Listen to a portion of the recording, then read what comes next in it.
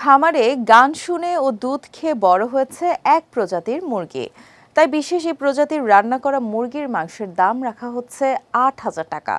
শুনতে অবাক লাগলেও এমনটাই ঘটেছে চীনের সাংহাই শহরের একটি রেস্তোরাঁয়।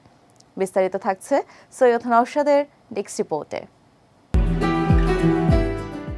রেস্তোরাঁয় বিক্রি হচ্ছে রান্না করা অর্ধেক একটি মুরগি, আর খাবারের সেই পদের দাম রাখা হচ্ছে $৬৬, বাংলাদেশি মুদ্রায় যা প্রায় ৮,০০০ টাকা।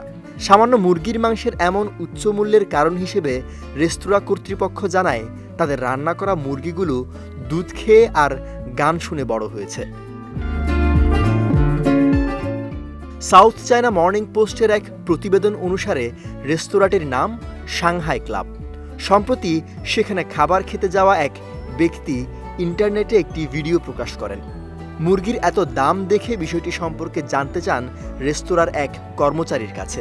তিনি জানান, গান শুনে ও দুধ খেয়ে বড় হওয়া বিশেষ এই মুরগিগুলো সানফ্লাওয়ার চিকেন জাতের। এটি খুবই বিরল একটি জাত।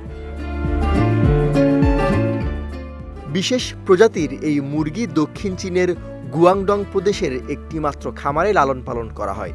অনলাইনে ওই খামারের প্রকাশিত তথ্য অনুযায়ী সানফ্লাওয়ার চিকেন জাতের মুরগিকে সূর্যমুখী গাছের কাণ্ড ও ফুলের নির্যাস খাওয়ানো হয়।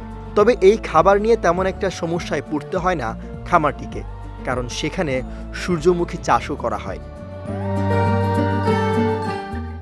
সাধারণত সানফ্লাওয়ার চিকেন আরও বেশি দামে বিক্রি হয়ে থাকে। পুরো একটি মুরগির দাম পড়তে পারে $১৪০ বা ১৭,০০০ টাকা।